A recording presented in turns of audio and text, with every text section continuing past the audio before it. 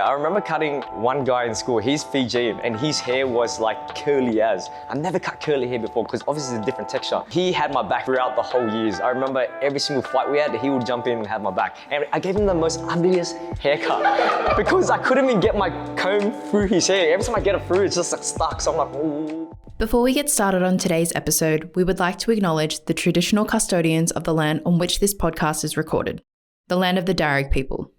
We would like to acknowledge and pay respects to our elders past and present and the next generation coming through. Now, onto today's episode.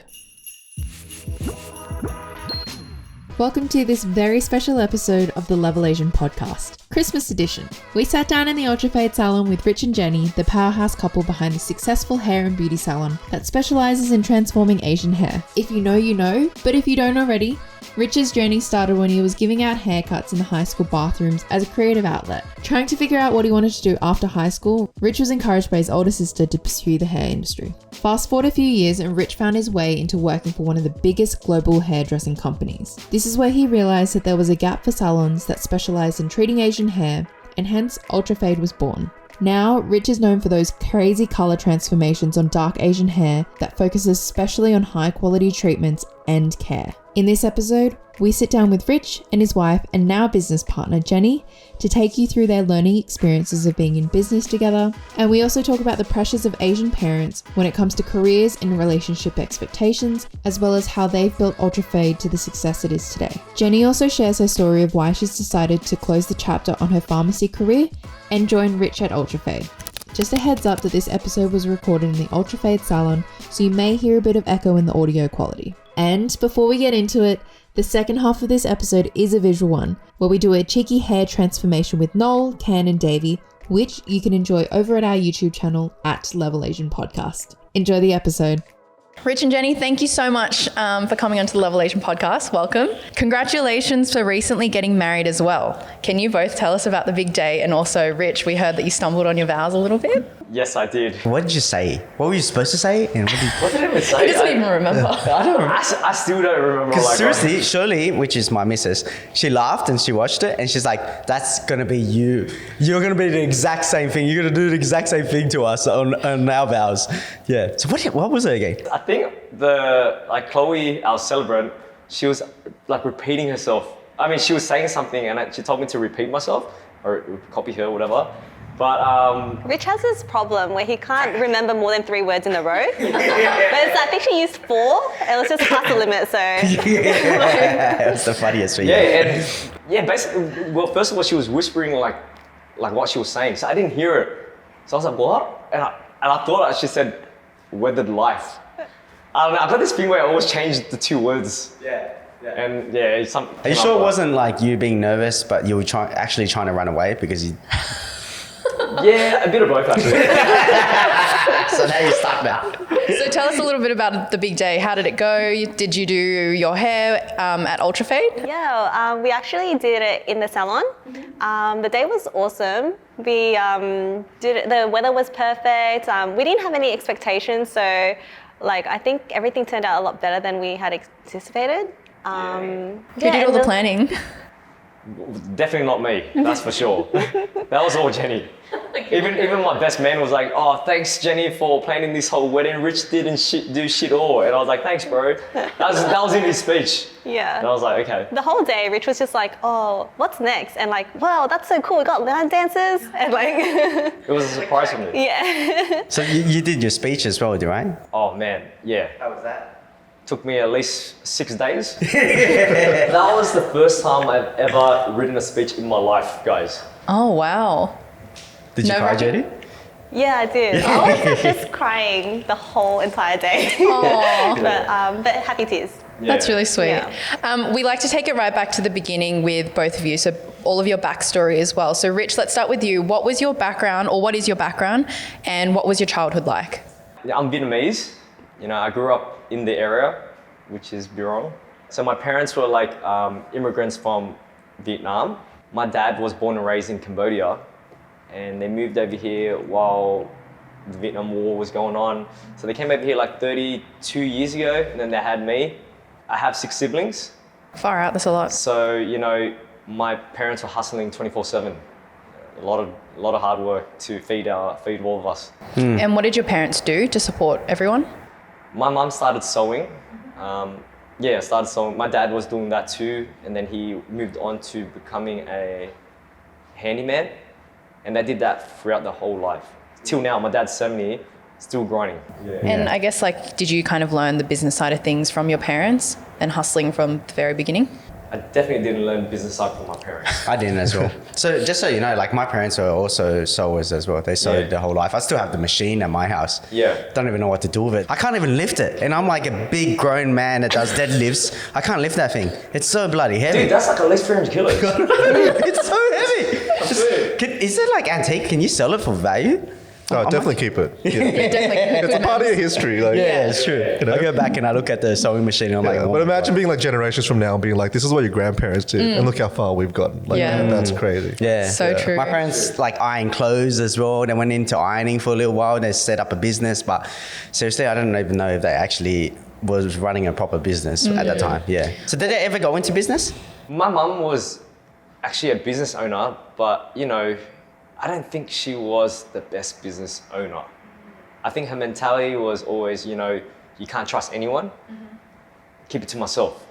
And I don't agree with that. Yeah. So you say that you don't think you learned business side of things from your parents, but do you reckon you learnt from their like mistakes or how you didn't want to run a business? Yeah, in that sense, yes. Yeah. I learned from their mistakes. Yeah. I've learned what not to be. And they inspired me to be a better person. Yeah. I'll be honest with you. Yeah. So Well, tell me, then- can I go into more of that specific? Like what parts did you see in your childhood where you're like, oh, I'm not talking shit about your parents because it's just like different generations, Oh, you're right? talking shit now, no? Because I see it in my parents as well. There was things that they used to do back in Vietnam, because my parents are from Vietnam as well, that I was like, oh man, if you do this now, like you're not gonna make money. And I didn't realize it at that point. It's only later on down the track, I just kind of like, oh my God, man, we wasted like 5 years of our life doing something so stupid. Like drawing money out of our credit card. Oh. Like they withdrew cash out of the credit card instead of using the credit card to pay money. What? They just didn't know. Oh, they just didn't know, yeah. Like stuff like that. That's such a common thing. Yeah, because Oh, man. they cash is king for them. Yeah, so Yeah. I'm curious to hear like the stuff that that kind of you went through in your childhood. With 6 siblings is a lot. Yeah. There must be some things that you would have thought that were really, bad. Mum always has this mentality that she was the best in everything she does. And I feel like when you think like that, there's no room for you to grow because you always think you're better than others. So that was one of my, I guess, the lesson that I've learned from my mum. My dad, I've learned like a lot of discipline from him because he's a hard worker. Every day, waking up, feeding the kids, dropping off to school. Like he's a hard worker, but he doesn't know how to work smarter. He's always putting in the hard work, and I just see him like not thinking for himself in some ways, which is good. Like there's people like that, right? But I felt like he was just stuck in that same position for a long time, and there was no growth. Yeah. Yeah, I feel like a lot of immigrant parents get stuck in that because they have no other role models. They are doing what they only know and they don't have anyone to see. Like they don't have their parents here to make the mistakes that you can learn from like we have. With Jenny, I will also want to ask you the same questions. Like what is your background and what was your childhood like as well? Yeah. Oh, I can't wait. I can't wait to listen to this. She inspires me.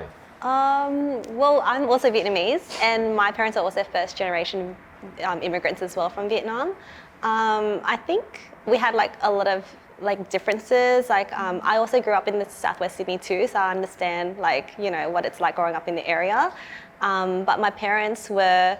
I really look up to them because they inspired me. They worked really, really hard. They're business-minded, so they've done many different businesses, but always like the dedication, their hard work, and their discipline, and just like they weren't complainers. They internalized anything hardships that they were going through to put up like a happy face for us kids, and yeah, I think like I didn't see a lot of the struggles because it's something that they didn't talk about much. To make sure that we weren't distracted from our studies and things like that. So in that regard, like I guess I had a different upbringing. but also it kind of like emotionally changes me too, because like they aren't so upfront about struggles, and it's something that I witness, but they just don't talk about it. So that's something different, but it's something that I recognize now, and it's like we're more open about it, and it's great. It's a great relationship that we have now. That's good. So at what point during your childhood did you kind of better that relationship and know them more as people rather than parents, I guess? Honestly, I think it's more so in the last, like, since Rich and I started dating, actually. Which was 6 years ago? Yeah, 6 years ago. Because I think that when Rich and I started dating, we challenged my parents a lot with just the idea of who they wanted me to date, and that opened up a lot of conversations, uncomfortable ones that we had to have with them. Can you give us a few examples? Well, the first time I remember was like Chinese New Year, and like that's a big cultural event. The whole family, like all of your extended family, comes to my house to celebrate that. And in that particular year, like Rich and I were like our first year dating. And then I wanted to introduce him to my family. I was like really, really nervous about it. I think this was like actually Our third year. our third year dating. So she didn't want me to meet her parents. Because I was so nervous about... She's like, oh, I want to break up with you. You're not the one. Did like, you yeah. hide it? Like you were dating anyone Yeah. for Is it because Rich is a bad boy, obviously? Because I grew up in the area. Yeah, that's I right. think because like I was so nervous about what they would think about Rich, because I value their opinion so much. He's like this guy with like tattoos, long hair, he's shorter than me. He didn't finish school. At the time, like he was a hairdresser working in a local salon in Fairfield. And you know, like it was just a different image of what my parents had put in me. Like I felt like, they'd be happy for me either way, and I knew that, but I think it was the standard that I put for myself as well. It's like you couldn't be yourself. Yeah. So like, they never said anything about who you should date, right? no, they not directly, but they implied, and I feel like that it's like a conditional thing that is not talked about, but it affects you. It happened to me in terms of education. It's Yeah. like, I had to go to uni, study. They didn't say anything like that at Yeah. all. But I just felt like I had to, because they gave up so much of their life for us. 100%. Like, moving from Vietnam and, coming here by boat, like risking their whole life just to get here. Yeah. So I just felt like, oh man, I really got to do this for them. This is like the smallest sacrifice that you can do, because they've sacrificed their Yeah. entire lives for you, right? They So couldn't I finish felt- high school and stuff. Yeah. Yeah. Well, then how did that introduction go at Chinese it New went Year? shit house, like. Anyway. Okay, my dad's a tough guy. Like he has didn't no need- expression in his face. Like it was just like silence. I introduced myself. I was like, oh, hey guys, my name is Rich. And he just looks at me like this. And I was like, oh, I'm done. I'm dead. Today is my day. This is my last day here. Did they know that you were dating? Oh, yeah. yeah. She only brought one guy, which was me, hopefully. Though. Yeah. I was like nobody else except for him. Another so- guy as well. On the same day, she bought the second guy at that time. Just a backup in case this one doesn't work out. I was like, no, this is actually my boyfriend. Yeah. It was so awkward because like she has like two older brothers, right, that are very, very successful. So they're super intimidating. Successful in what way, by the way? It's successful in, I would say, business ways. Jenny's dad is very, he has a great mindset, I would say. So Jenny's siblings had a great mentor in their life. And yeah, so it was just straight up off the bat, like intimidating as hell. He didn't really talk to me at all. The brother was just asking me like 20 questions right now. And I'm like, oh, no. Like I started a lot, so I don't know what I was talking about. And yeah, and I can't really hide my hand tattoo. So I was wearing long sleeve, and then one side I almost wanted to wear a glove, like looking like Michael Jackson. Did you prepare yourself? Like, did you mentally, like anyway, or you just walked up? Oh yeah, I prepared myself. Like How? I was talking to the mirror, like in that morning, I was like, oh hey guys. So I was you just- were practicing, yeah? Yeah, definitely. There's nothing to be scared about to say, man. I would practice. The fact that you put in work was Yeah. it's already showing that you're dedicated. So, Yeah. if anything. Yeah. Wow. Even if you bombed, it was like the intention was there. Yeah, and then as much as he was trying to hide his tattoos, my nephew, who's like 3 years old at the time, is like, what's that? 'Cause he's never seen any, like no one in my family has tattoos. Oh, and okay. then Rich is just like, oh, it's art, Just a pen drawing. Yeah. Yeah. Because Wow. my dad used to scold my brother for, you know, in those mama noodles, they have like those stick-on like tattoos, and like he would let my nephew put it on his hand, and my dad would give him my brother a 1 hour lecture about Yeah. that. Shit. That's how like, you know. Far out. Well, then how did the relationship progress with the parents, and like how did you warm up to them? Actually, I feel like Jenny's dad and I, we're like bum chums now, I would say. Yeah, 100%. Cut his hair and stuff. Definitely don't cut his hair. He's got a hairdresser. He doesn't trust anyone else. But we do like gardening together. That's really wholesome. We, like, I help him like do the stuff around the gardens all the time, like carry dirt, digging a lot of dirt actually. Yeah. So you guys like bonded over your mutual work ethic. Yeah. and- Yeah. And then I think Yeah. it's really like full circle now because Dad actually helped Rich with the shop fit out, like for the salon, which is like, you know, he didn't understand the hair industry and what we were doing, but he was still supportive and, you know, Yeah. That was something extra, like special, because he came in and he's like, oh, let me do this for you. And I was like, oh wow, my own parents like my mum hasn't come and visit my shop yet. Oh, what? And it's been here for a year and a bit, yeah. Oh, wow. This resonates a lot to me because, like, I talk about this a lot with my friends and family and the people around me because I'm from the West as well. And the problem is that a lot of us kids, we don't oppose our parents early.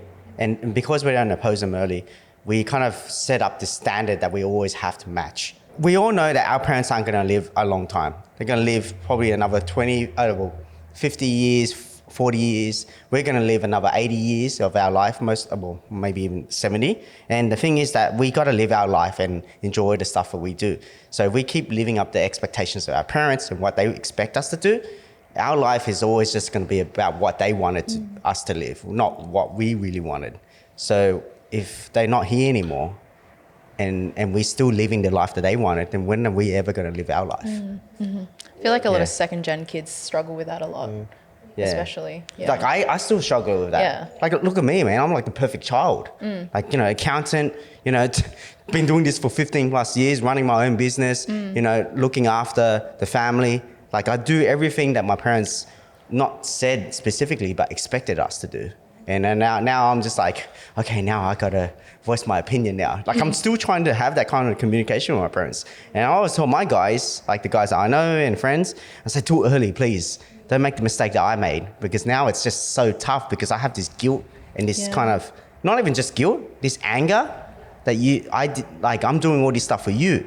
Whereas it should, like, I'm glad you guys did it earlier on because it's now a lot more easier and more chummy with your parents. Yeah. Whereas me, I have this massive communication problem with my parents now. Well, the thing is, like, you know, being children of migrants, our parents came here to give us a better life and give us more choices, right? So it's like we should be taking advantage of the choices that we have rather than the path that they expect. But it's also just like they don't understand that because they never got the same life that we have. Yeah. Yeah.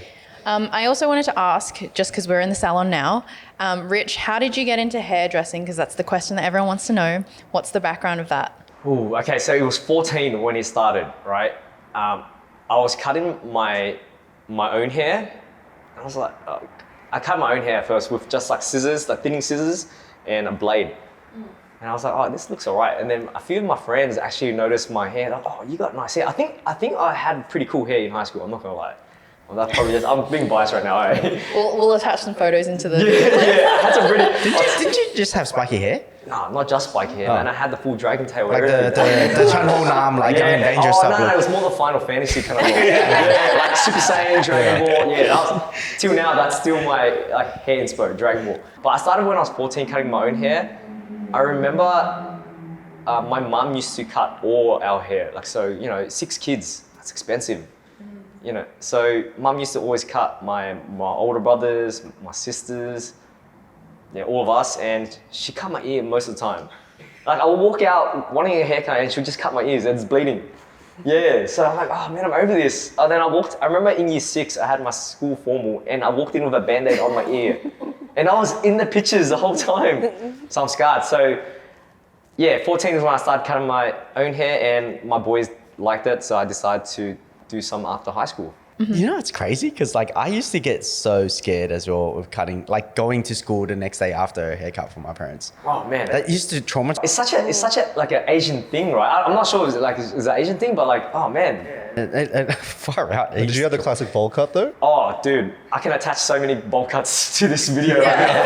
I swear. It's like so many. It's like a rite of passage almost. Yeah. I think. So then going from 14, cutting all your mates' hair, then how did that progress into, obviously you went from 14 and now you own your own salon. But in between there, can you take us from 14, did you set up a salon, like a makeshift salon in the boys' toilets? Like what happened there? Well, I didn't want to go to school anymore because I didn't find like it interesting, I guess. Like for me, it was just, I like hanging around with friends. I like to be around people, and I wanted to do something else to make money to hang out with my friends.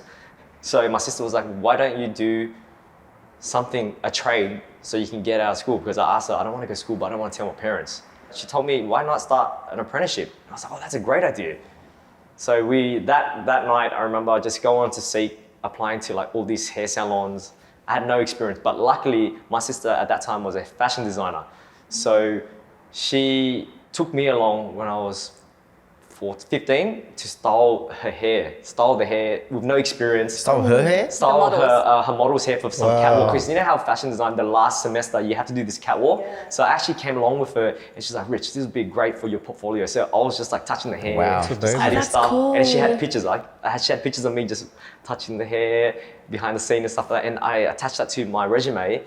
And it was something different. You know, someone so young, 15 years of age, no experience, and had all these pictures. It looked great. So That's so then good. I made it into this big company called Tony and Guy. Oh, okay. Yeah, and that's where the journey started. But no, the journey started, and you told me this story before because over a few drinks at dinner.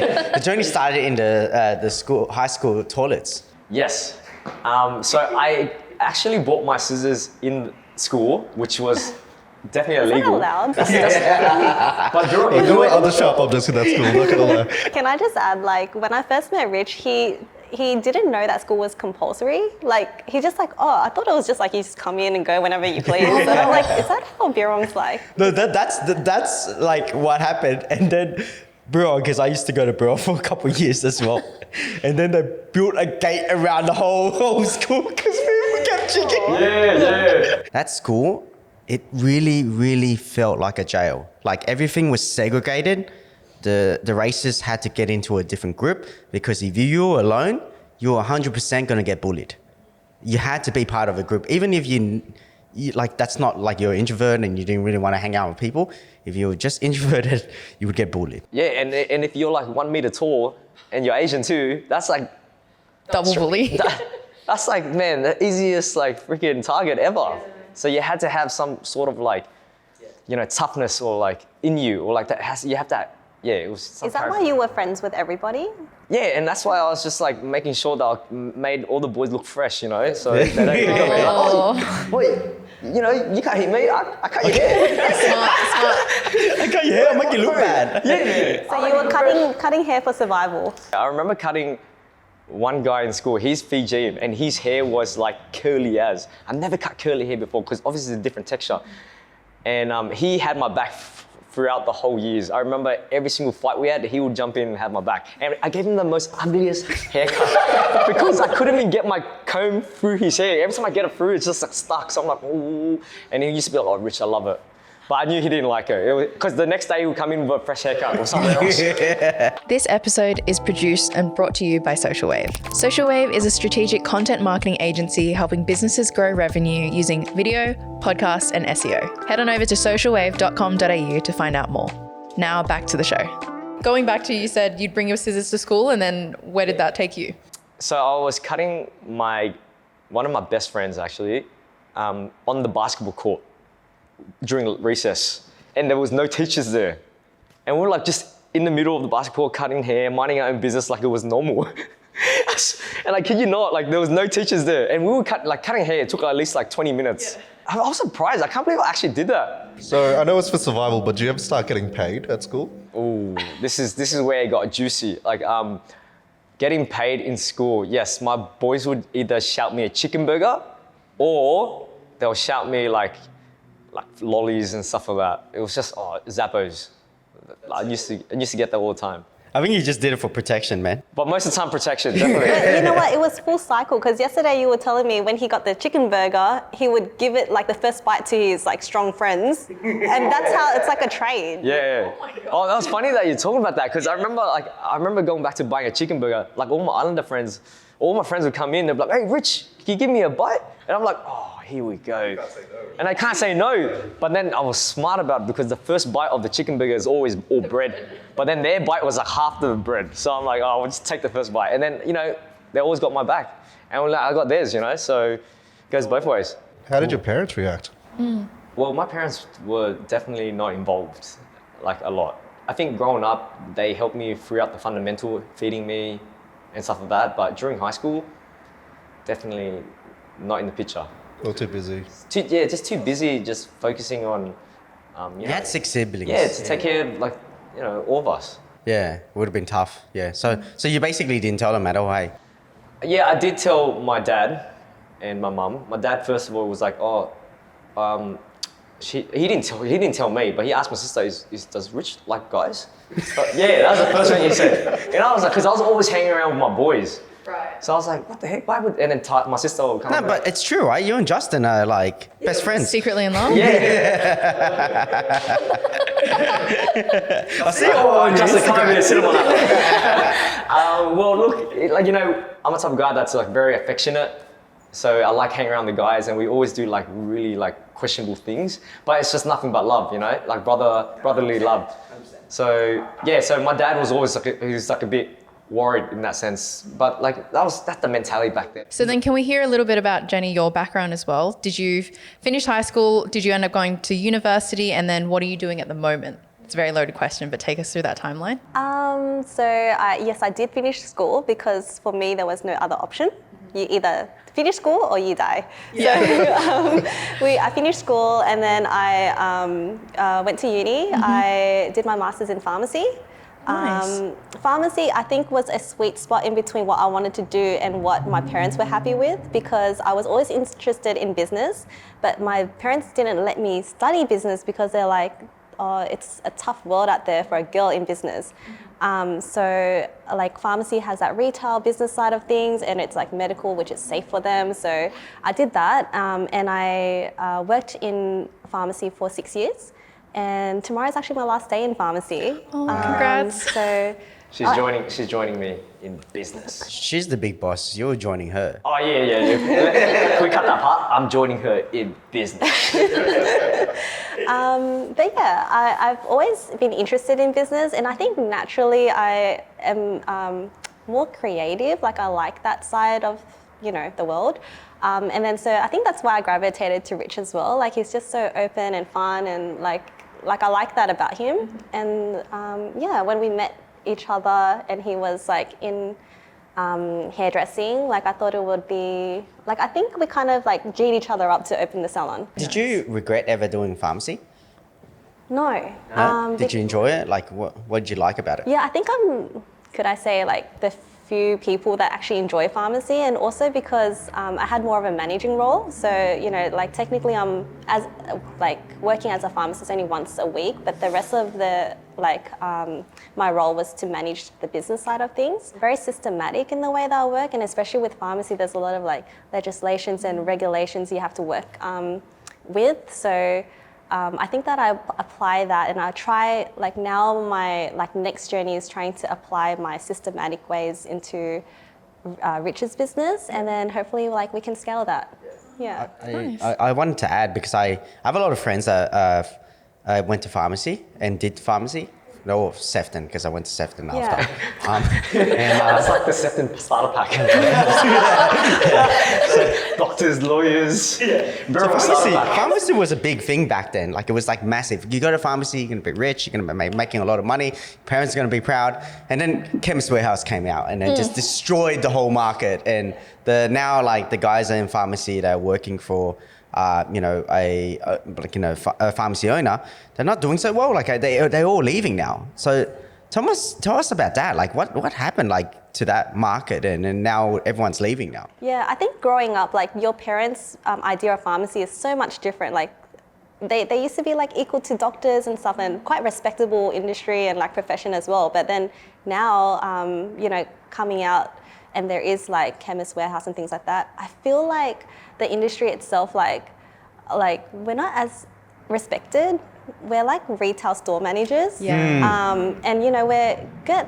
There's a lot of stress. Like you deal with like customers that are not happy because you can't supply them their drugs, because they just think that you're someone like at Woolworths and like, just give me the stuff that I asked for. But it's not like that anymore. And it's just it's mentally draining. Yeah. It's really hard. Yeah. I've seen a lot of like my friends leave the industry and just jump into something else completely different. Yeah. I also feel like it's sad. Yeah. It's sad that's happened because they got sold the dream, I feel like, and then after that it's just like, wow, it's not as great as we thought it would be. There is the upside too, because I feel like I stayed in pharmacy for so long, a lot longer than most of my friends actually. A lot of them that I've started up with have already moved on like years ago, but like I am very driven by community, and I still felt like the pharmacy still had its place about serving the community. But it's just unfortunate. I don't think that it's profitable anymore. If you want to do it, you do it for passion, not for profit. Yeah. I guess I have to say this because I know that a lot of pharmacy people are going to probably bash me after this, but basically, it's a good business model. You do make money, and it's like very great for the community because everyone needs a pharmacy nearby. It's just, I guess for us, the people, my friends and the Asians that, they wanted to jump into this career that was going to make them good money, or they have a set career for them where they can keep doing well and then eventually buy into a pharmacy. They struggle because there's not many pharmacies out there that you can buy in now. And if you do buy in, it's just the fee, the amount is so high that it's just basically impossible unless you get your parents to help you out. And if your parents can't help you, then you're just stuck. And that's the problem. It's not like pharmacy is a bad career. It is a great career. It's just that they probably got sold something that they weren't aware of. And now that they're aware of, they're kind of stuck in this limbo where they can't grow anymore. Because it's just impossible to buy into the business. That's all. Yeah. And going off of that, like the second gen life now, because our parents were migrants and we're working so hard, we're also blindsided by trying to achieve their dreams of what they think of us. Like going to university, yes, you tick that off. You don't really enjoy it, but you just kind of push through it. And then coming out of university, you go into a career that you just close your eyes and do it so that they're happy. And then you build your way up. And then at a certain point, I feel like a lot of people realize they're not actually happy doing what they're doing because they've been living for their parents. Do you both feel like you went through a bit of that or saw your siblings go through a bit of that? Definitely. I think with actually that conversation I had with my dad, a couple of weeks ago, and he'll be like, "Oh, so you're not gonna buy a pharmacy?" And I'll be like, "Well, if I keep working as a pharmacist, I'm never gonna buy a pharmacy." Yeah, it's just too high. The values are ridiculous. Yeah, so I had to explain to him that me leaving pharmacy isn't killing his dream. It's like I'm upskilling myself. I've already maxed out what I can do in the limitations that I have, and I think that he has come around to that. Yes, yeah. He's actually definitely he's actually like, even though he looks like an old school person, sounds like one, he's actually very progressive. He's very accepting. Yeah, I think he just needs, one of the ways I've found that to communicate with my dad about these really hard topics, and I've only really done it this year, was to explain to him to my best ability, and then let him say his piece, but then do what you need to do anyway. Yeah. You just kind of have to let your parents know. Like you said, you just mentioned as well, you were like, it's his dream for you to own a pharmacy, but it's not really your dream anymore. Yeah. And times are changing, and you kind of adapt, and your parents have to adapt as well as you get older. Did you want to ask any other questions? Yeah, I do. Yeah. So how long did it take to build the courage to talk to your parents about quitting? A long time. And you know what, even like leaving pharmacy in general, like I actually gave my bosses 12 weeks notice. Like that's like pretty generous of me, but I felt like, I wanted to give them the time to transition as well, but also myself to prep my parents. Like I needed that time for me. So I did bring that up to my parents, and I think what really made him like rest assured was that I told him that I respect him and I appreciate everything that he's done for me, and that I'm doing this to make him proud, So I think that Like it took him like a day or two to sleep on it, but then he came around. It's crazy how us Asians, we have to like make our decisions and live our life and make sure that our parents can be happy about it. It's just Yeah. insane how like in other cultures don't have that Yeah. pressure. They just live their life. they just do whatever the hell they want. Yeah, that's like, so I can't relate with that. My Yeah. parents don't care. So I get to do whatever I want. So when I was talking to Rich about it, he's just like, why don't you just tell him? I'm like, well, I have to mentally prepare. I'm like, you can't just like talk about it instantly. Like in my mind, I have to be like, if he's gonna ask me these questions, I have to have a response to every single thing. Like it has to be foolproof. Like why I'm doing this. Like it's like going to court and you're like, you know, telling them you're Presenting your pleading your case. case. Like that's my dad. He's the ultimate judge. Do you know what it is? Like this is an observation, right? Your siblings, your older siblings, there's a lot of like they've done really well, so the expectation for you is really really high. Whereas Rich, sorry, I'm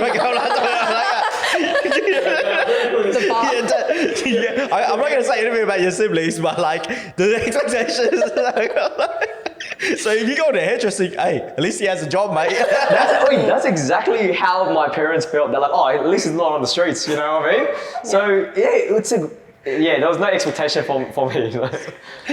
So Jenny, how do your parents feel about you joining Rich in his business as well now? I think that they're excited that I'm working with him. They're a Nah, bit- they don't agree. they don't like it. She's just trying to be nice. I don't know. Like I don't know yet because, like What I do said, you this mean? is a new journey, right? He said that he's like, oh, it's not a great idea. But that means like they're still sitting on it and they're still still- processing it. I think like everyone that like What do your partners first like? thing, the first thing Yeah. that happens is like, oh, you're working with your partner. Yeah, Like, are you like, sure? I had to question myself too. I was like, Yeah, do I you- really want this? The first conversation I had with my dad, and Rich was there as well. Like my dad was trying to convince Rich into dropping hairdressing for pharmacy. Oh, why don't we buy a pharmacy and then Rich, you can help Jenny with the Oh my pharmacy. God. It's like, you know, like it's more stable. Like imagine like during COVID, look, Jenny still had a job. You guys had to like stop the business completely. You're lucky that you, from some miracle, survived. What? Well, Yeah. but little did he Like know he does that- not believe me. Like he doesn't know what like Yeah. doesn't understand my business. I think because hairdressers in Vietnam they get like back then like 50 cents for a haircut. So you can't in his eyes you can't scale hairdressing. Hairdressing is not a long-term career. You know. Sorry, 2 questions. 1, do your parents know how big Ultrafade is? And 2, do they know how much money it's making as well? We try to explain to them, but they don't understand. They don't understand the scale or where it can take us. But I don't think they monetarily? understand. Would you ever talk about money to your parents? Like I would never tell I them. don't really talk about Yeah, I money wouldn't tell to them. Jenny's parents because I feel like they're probably better at talking about money because they're probably doing a lot better. I don't think that my parents are impressed by money. Yeah, they're not impressed by money. Definitely not. To be honest, like in the lectures we've had with Dad, he's not impressed by money. He's like, oh, you know, but your kids, like, because when you have kids, they're gonna be hairdressers. Oh, okay. you know, like, It's the that's legacy their and the concern. generations. Right. It's not about like how much money you can make. Yeah, sure, it's great for you, but how are you going to set up your kids? They're going to want to be hairdressers. Is that all it is? You know. He thinks about the bigger picture, but the old school way. Yeah. In that sense. But it's coming around now, hey? Yeah. Slowly. Yeah. It's good. So tell us about that. Like you working together. Did you guys have doubts ever? Were you worried? To me, you've been working together already. It's been since day one. Like, well, when you guys started dating, Jenny helped you out, and I used to always think Jenny's the actual big boss of the business. Like, Rich is just an actor. He's just a Hollywood actor, just acting. He's on Instagram, but really, he doesn't do anything else. Well, that's 100% true. No, that's not true. But yeah, I started this business because of Jenny. I was a very happy, content type of guy. I was working at a hair salon. I was going out every weekend. I was just simple. I didn't want any more. I just wanted to be happy, right? And then when I met Jenny, seeing her family, had that mindset of, hey, you want something, just do it, go get it. How am I gonna get it? My parents always like, oh, that's too expensive. Oh, we can't buy that, we can't do that. So it was always that mentality of like, not wanting to know how to do it. So yeah, she inspired me a lot. She actually pushed me out of my comfort zone. And that's when I decided to start this business. And now, yeah, and then Jenny has been helping me like bits and pieces. I still was like, I was probably, I would say like 90% in the business. Like everything was started from me and my mate in bed. Okay, that sounds weird. But like, me and my mate in bed, like we were brainstorming. Like he was sitting on my bed, we were drawing pictures, drawing logos, and it all started from me, one of my good mates. Yeah, that's good. And he helped me out with like starting the whole thing. It's good. What's your mate's name? Shout out to Kim, you know. Yeah. You gotta say his Shout out name. to He's your him. best mate. Yeah, He's helped you. He was one of my best Gotta friends. recognize him. Yeah. And how did you guys come up with Ultrafade? So I was cutting my boys' hair in the toilet, and then The school toilets. Yeah, no, in my house toilet, right? Yeah, it was nasty. I would fade the hair, and it was the worst fade ever. And the boys were like, "Oh, that's faded." And we were like playing games, so it's like all these super ultimate, ultra, and then we're like, "Oh, bro, that's ultra fade." And then it kind of stuck to me. Like every time the guys want to get a haircut, bro, I need the ultra fade. So would that ever change? Because right now you don't do like fades as much as like. I don't think it's ever gonna fade because color fades and we do color. So so it's not just like when you color hair, it fades, right? So I like to use it in. Yeah, I'm gonna stick to it. Yeah. Yeah, it's your signature thing. Like, Yeah, That's cool. That started in the toilet, so I'm gonna keep it like that. yeah. All That's the so best great. things happen in the toilet for you. Yeah. Oh yeah. So that's great though. Like going back to your story, it's like you grew this business because you kind of wanted to prove to the family as well as make sure you look after Jenny. Is that so you grew it? Because like to me, you're a very happy guy. Like you're happy-go-lucky. You're pretty easygoing. As long as you had money in your bank, you're fine, right? Yeah. A part of me, definitely, I did feel like that. I'm not gonna lie. I did feel like I had to prove it to not for a family, but prove it to myself that I can do it. And I just made sure, I'm not scared of hard work. Like, if I need to do something, I'll learn it, and I'll try my best at it, and I won't give up. So that I just wanted to prove myself that I can do it. So, but Jenny actually made it easier for me by just encouraging me every day, reminding me that it's possible. Yeah, but even though Rich is like super content and he'd be happy with like a toilet roll and like his chicken broccoli every day, I feel like you're very driven, and that's something that's always been in him, whether it's in business or whatever it is. Like that's just you, and that's what like drew me to you as well. Like you're just super driven, and like you want to progress all the time and grow and learn whatever it is. Was there any bad times then, like in the relationship about the business? Because you guys have been working together a bit, and like me and my missus work together a lot too. And there are times where we have massive fights about it. Like we have massive fights, but it's because she wants to steer the business in one direction, and I want to steer it the other direction, and we're like trying to compromise. And in the end, it's just two business partners trying to so she's the boss actually, so it's just me trying to explain to the boss, hey, I think this way is better, but yeah, then I get slapped a few times. So does that happen often? Well, personally, Jenny and I, we work really well together. Being in a relationship with Jenny, we barely go through arguments. Like, she doesn't know how to raise her voice. So every time she argues, she's like, "Oh, are you serious? Why would you do that?" It's just so calm. So I'm like, "What the heck?" And I'm screaming off my head. And I think coming back to that business thing, like we never had a problem. She has an idea. I'm not the type of guy that has like a lot of ego. Like, nah, that's the wrong way to do it. I'm like, "Oh, that's cool. Let's try it out. And if it doesn't work, do something else." So yeah, that wasn't a problem for us. I think that why we work well in business is because our relationship, communication, we worked on that first. And then once that was sort of we kind of set and we know our boundaries and we know how to work with each other. Anything you discuss after that, it just kind of flows. So chilled. Yeah. I got to tell my missus that. You mentioned that you've had this salon now for over a year, so it's a new space that you guys are working on. Do you have anything else in the works coming up that's exciting that you can share with us over this year, next year, in the future? We do have something exciting. My man Justin's sitting over there, soon to be sitting on my lap. My man over there, he's actually gonna help me out with the new Bankstown shop. So originally we were meant to open up a barber shop, because he's Justin's barber, but we decided to open up another salon. But this salon has a bar in there, so we can serve alcohol and have a few drinks. Yeah, so he's gonna help me out with that. That's our new journey, and Jenny is jumping on board next week, and she's gonna be helping us try to build like an online presence for education and academy. So that's our goal. That's cool. So what's your role in terms of, are you managing it? Are you growing it, scaling it? I think we're just going to see how it goes, but we're going to set up this next salon. I think that's like the main goal. Set up the systems so everything's in place, and then hopefully, you know, like it just, yeah, Justin can go in, relax, and be like Rich, just have fun and not worry about the business side of things, and yeah. Just to have fun. to Honestly, have I fun. just really want to like be happy. Yeah. Simple as that. We have a lot of younger listeners as well, people who are looking to change careers or get into different avenues and explore other things. But do you both have any advice for anyone that's looking to do a similar career to you, looking to join their partners in a business, all of that? Well, I always tell myself, don't dream your life, live your dreams. So, gotta live it.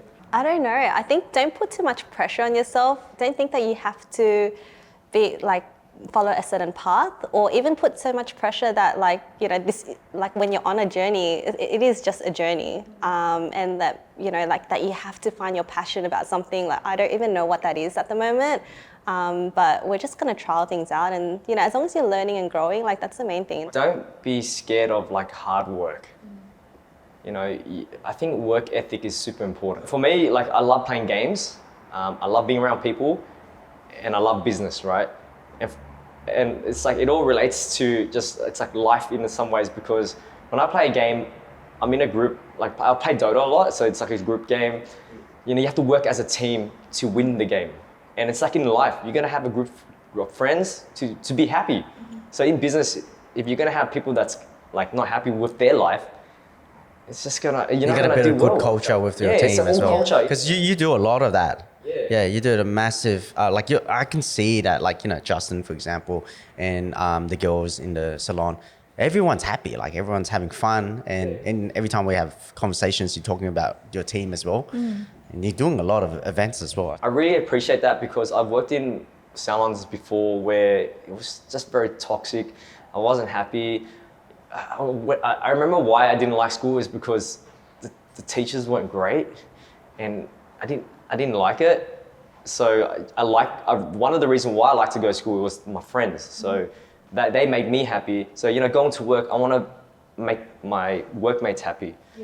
And take care of them so they can go to work and enjoy the day, you know? Because like you're spending more time with your workmates than your family.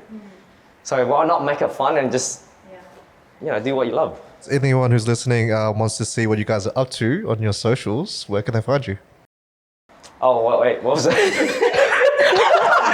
I wasn't even listening, man. I was just focusing on like what to This think. is gonna be your Instagram handle, not your address, okay? Okay. Remember? Oh, yeah. Yeah, so you can. But you can put your address on if you want. This address is really long. You can find us in Guilford. Just search Guilford. What do we search? 342 like that. Oh, wait. It's really long. What's the name of the business that they search? Oh, yeah. Okay, so dumbass, man. All right. Okay, I'm sweating right now. Okay, so they can search up Instagram, Ultrafade by Rich. Thanks for listening to part 1 of our special Christmas episode with Ultrafade. This next part is a must-watch where you'll get to see Noel, Ken and Davey enjoy a cheeky hair transformation. The catch is, Noel gets a surprise transformation, a moment where he lives out his K-pop hair dreams. Does it go smoothly? Keep watching to find out.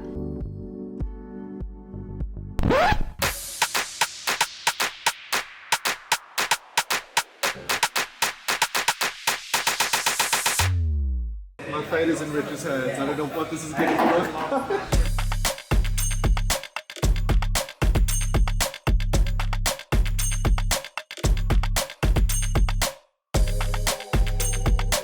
Either blonde, white or blonde. Yeah, whatever you reckon. Has anyone ever cried from like how painful this is? Some people have actually tapped out and they just start drinking. Oh, okay. Well, Like we have Alex, so good. Like, all right, that could help. That could help. yeah, sometimes they just drink from the pain. And then after that, you don't feel it anymore. I'm just hoping it's not like unicorn rainbow. Imagine if I went like half green, half red. Yeah, Christmas colours. I don't know how to explain that to people.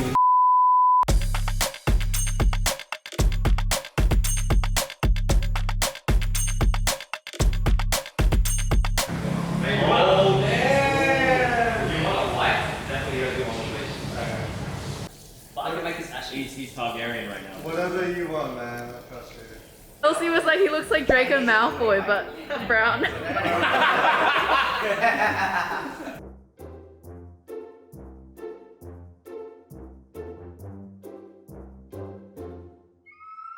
How's the process going? So good. I'm really enjoying Justin. What the? Yeah, right. Yeah! All good, man.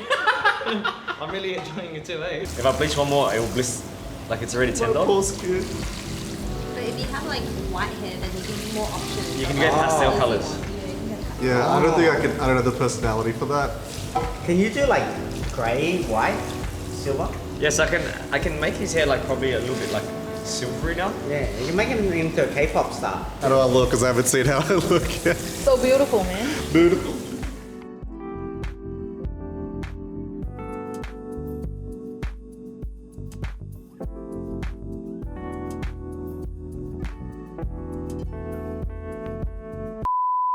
So were you born in the year of the duck, Davey? No, I'm actually born. Is there even a duck horoscope? I'm a horse. Huh? True story. I sound like a duck, that's why they call me a duck. Everyone doesn't understand. This is the lowest intellect conversation I've ever been part of. Until I go quack, quack, quack, quack, quack. Everyone's like, oh yeah, that makes sense. Oh, it's But numb. do what? Quack, quack, quack, quack, quack, quack. Hello. Yeah, so it's feeling really numb. I don't feel my head at all now. You actually look like an Asian gangster, bro. I would not mess with you right now. Yeah, I just need to. Yeah. Do you have a knife under here? Your eyebrows? No. And your mustache? Asian Grindelwald. Yes. I'm so glad I didn't get my hair dyed. I didn't see you guys with the half. You really wanted to? I really wanted to. Did you want to dye your hair? I just want to do it for the lols. Like, Have you ever done your hair? I've never done my hair. Oh. I've never like justified the Did you cost. dye your hair? Have you dyed your hair, Cam? I've done my hair before. What did you dye it as? Like grey or like ash streaks. What? Really? Yeah, high school. What are you doing, bro? I'm gonna tone the hair now. What's that looking thing that you're holding? Alright, let's go. Okay, so Rich, what are you doing to my hair right now? Right now we're just toning your hair so it's really yellow. This is the real color, guys, the toner. So we're getting rid of that yellow and orange tone in his hair. So after you get rid of it, it becomes what, white? It kind of neutralizes it. So because his hair is not white now, it probably won't go white. It'll probably be like more blonde. Okay. So then I'm guessing it's like having like a blank canvas to do what color you want, right? Yeah, that's pretty much it. That's what the bleach does. How's it feel, Noel? Painful. Is it still painful? Oh, what the heck? Nah, it's fine. It's nice. It's a lot nicer now. It's just been a. It's been a painful process, but I have very low pain tolerance. Yeah. It feels nice now, though. It's good. This is ammonia-free color, so it's actually meant to be less painful. What does that mean? The ammonia is the ingredient that actually burns your skin, and is the ingredient that actually opens up your layers of your hair. You put this toner on, and then how long is it? You just wash it straight out after, or? Half an hour. Okay. So he's got to sit for a bit. Yep. So, what color are you gonna? So I'm gonna give me you a- like a nice blonde. I was hoping for like rainbow. That's all right. Next time. Look, I'm an ally, but I don't have the personality to pull that off. I'm gonna throw a few random words at you, and then it's either overrated or underrated, and why? Justin. Overrated. Oh. Why? Well, what does it mean? Like, what's wait? So it's just you have to explain why you think he's overrated or Oh, underrated. okay. I'll take that back. Underrated. Underrated. All right. Tell us why. Because you guys haven't seen his final form. Hey. Perms. Underrated, especially if you're Asian, because when you get a perm, you have better texture and it will be easier for you to style, less product, and it just sits in place easier. K-pop music. Yeah. Underrated. Because they have so much style and fashion. Yeah. Asian Asian hair or hairstyles is like influenced by K-pop. Yeah, Yeah. 100%. I agree. And it actually has been very good for us Asians with K-pop music in the last like 5 years. Yeah. Because before, no one liked us. Us Asian boys. Yep. But now we're actually pretty cool now. No one would understand. Yeah, no? I understand, definitely. Okay. I'm not gonna. Well, actually, I'm gonna ask a different question. I was like, what's Man, the? his hair's looking green now. I look like the Grinch. Oh shit! It is green. Oh, this is the Grinch what the Christmas heck? special. It's like ash grey right now, right? Are you worried, Noel? Yes, a little bit. What do you do with the bald patch over there? Like, do you just cover it? Yeah, we get. Smells really. Smells good. Yeah, it smells good. This Yeah. is like more of the one of the. This is the weirdest picture out of context. I'm like sniffing Noel's hair. I got a question for you. So we talked about like your relationship with Jenny, but I want to be actually now that Jenny's not here, let's talk about your real relationship with Justin. Oh. Yeah. Yeah. So that's the actual wifey, right? Yeah. So he's my work husband. How'd you guys meet anyway? I just like went down Sefton like Playhouse and And you saw him dancing, and I saw him on the Friday night champagne shower. You remember how you actually hired me? Yeah, I do. Okay, so this is what actually happened. So I was looking for a job, and then Yeah, actually, That's never heard the from your Playhouse. perspective. yeah. I never heard it from your perspective. So I was looking for a job, and then I saw Rich was hiring because he just put something on his story, and then I replied, and then I said, "Hey man, here's some of my work. I'm interested in the job." And then he replies, "Oh, that's mad, bro." And then like it was something like that, and then like a month went by with nothing. And then I was like, I was asking my mates like, oh, should I like follow it up, or like I don't know if maybe he like found someone else, and like yeah, just follow it up. And then I messaged him like, "Oh man, am I still coming in for the trial?" He's like, "Oh shit, sorry bro, I actually forgot about that." And then he said, "Come in next week or something." And Bro, then, I do that so- yeah. so many No, but yeah, from there we had the interview, and I was preparing. Yeah. Describe the interview. So I was preparing for interview, like how, you know, there's messed up questions like, what's your greatest weakness? Give me the hardest situation and how you overcame it. Yeah. I come in there in Sefton in the back room, and then he's eating in the corner with his meal prep like this. He's like, "Oh shit, Justin, you're here, bro." And then he's like, "Oh bro, how's your day? Or what are you doing this afternoon? Like, are you going out this week? Like, I've seen your work, it's nice. Yeah." And then we just clicked from there. Yeah. And I think he was, yeah. It was a love at first sight. Yeah, it was love at first sight. So did he actually pay you? No, yeah, he actually paid me. Yeah, and were you always doing videos like straight away, or? No, so we just started doing. Yeah. Well, what was it again? There was one. We saw like this guy that was really funny, and then this guy sent it to me, and we're like, why not do it? And then Yeah, I forgot what the video was about, but it was something like. it's about like cutting someone's hair, and like when you're cutting someone's hair, you move to the side, and your penis hits his. Oh yeah. Your penis hits his elbow. Like it happens every. your foot like your viral video? That happens like fucking every day at work. Like every. I don't know, not for me, but. It's the penis swipe, right? Yeah, so like every time when you come in for a haircut, make sure you tuck your elbows in. Don't Yeah. sit like that, because like you might get a bit of a feel, you know. And then we did that video. No, mine was like this right here.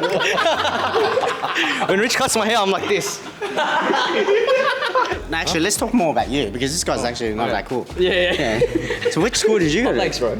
I went to Sydney Technical High School. Sydney Tech, and then you. Smart boy. Yeah, you were a very smart boy. You went to uni as well, eh? Yes. And then- I dropped out 2 years in. I was already cutting hair since year 10 just for fun.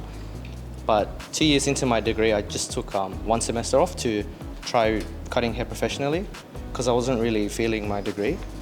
And then I enjoyed cutting hair, so I took another semester off, and I still loved it. And by that time, it was either you go back to uni or your degree is disqualified. Oh, so you really like. Yeah. Did you So I do it? stretched it. Did you do like an apprentice, or you just went and just cut hair? So, what did I do? No, yeah. No, you did fast track. Yes, I did fast track at TAFE, Yeah. which is if you've already got experience, they let you skip the apprenticeship part. But just squeeze everything in 1 year, basically. Oh, is it 1 year or? Yeah, so usually it takes 1 year, but they let me do it in like 7 months. Yeah. Was And Ultrafade then- the first place you applied? No, I worked at a different place for 3 years, and then that's when I hit up Rich after working at that place. Oh. How's working with Rich and the girls? It's very good in the way. I paid him to say that. I love working here, especially with this team, because everybody's here for the same reason. Everyone wants to have fun. Everyone's creative. Everyone motivates each other. We have good events, good Very creative meetings. as well. Yeah. So it feels like there's good energy, and we all just bounce back off of each other, like ideas for social media, just like the ways we cut hair, we color. There's always something new every day. Yeah, it's like Rich gives you a lot of creativity, I think, as well, Yeah, right? because I think it comes from top down. Yep. So if you don't have a good boss, a good leader, the culture wouldn't Yes, really be there. keep going. And yeah, I think it's really good because we attract similar-minded clients that way too. Yeah. And you get to talk to clients straight away too, which Yeah. is amazing as well. I find that like in like the old way of thinking when you're a boss is like keep everything to myself, don't teach anyone anything because they're gonna take it away and steal it. And also a lot of businesses kind of like tend to grow to a certain point and they just stop and they think that's the limit. But I guess like I've seen Rich opening a few salons and like he's opening one in Bankstown.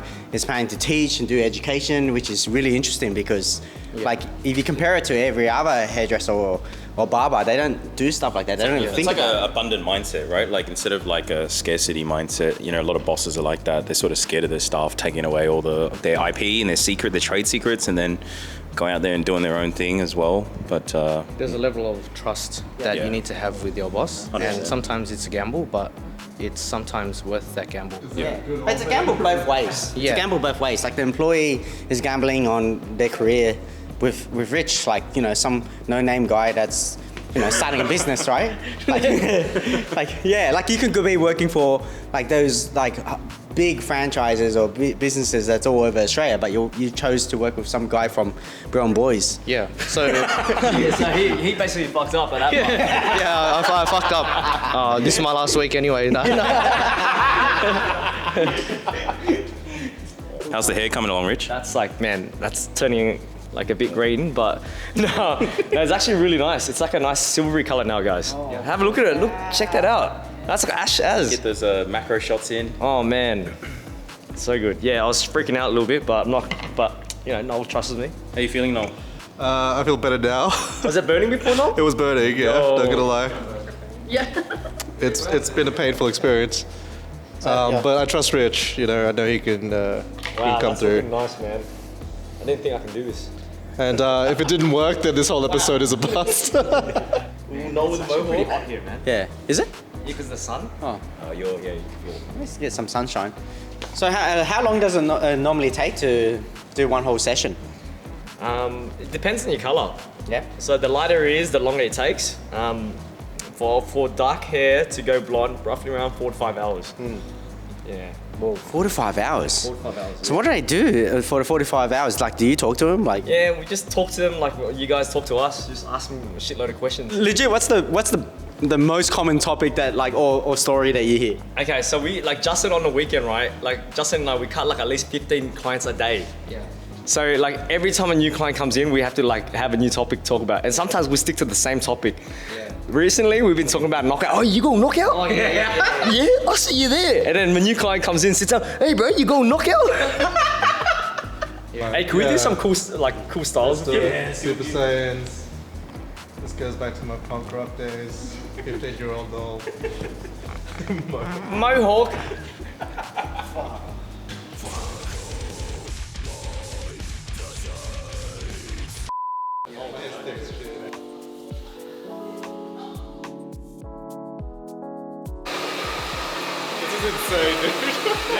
You know, in this lighting, it doesn't look that light. Yeah. Okay, outside, yeah, shit, it'll be like a lot lighter.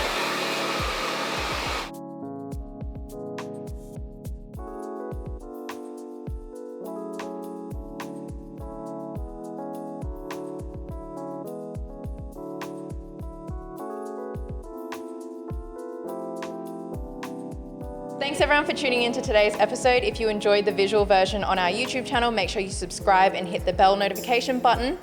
Thank you so much to Ultrafade, Jenny, Rich, and Justin for opening the salon today and giving Noel a transformation, which you would have seen in the YouTube video.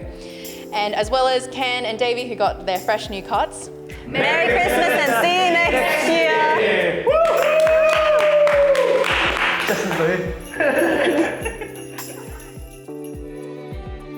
Thanks for listening to the Level Asian podcast, Christmas edition. We wanted to thank every single one of you for your endless support this year. We started off as a podcast that wanted to highlight Asian Australian success stories, but we've become more than that. A community of amazing, positive and uplifting people. In 2023, we've got big things planned for you, so make sure you stay up to date by signing up for our mailing list over on our website at levelasianpodcast.com. If you've enjoyed the podcast so far, please make sure to leave us a 5-star review and share it with your friends and family. Feel free to DM us if you've got a story to share or just wanted to say hi over on our Instagram at levelasianpod. We'll be taking a short break until mid-Jan, where we'll be back with another solo episode to kick things off. From all of us at Level Asian, we wish you a very Merry Christmas and a Happy New Year. See you in 2023.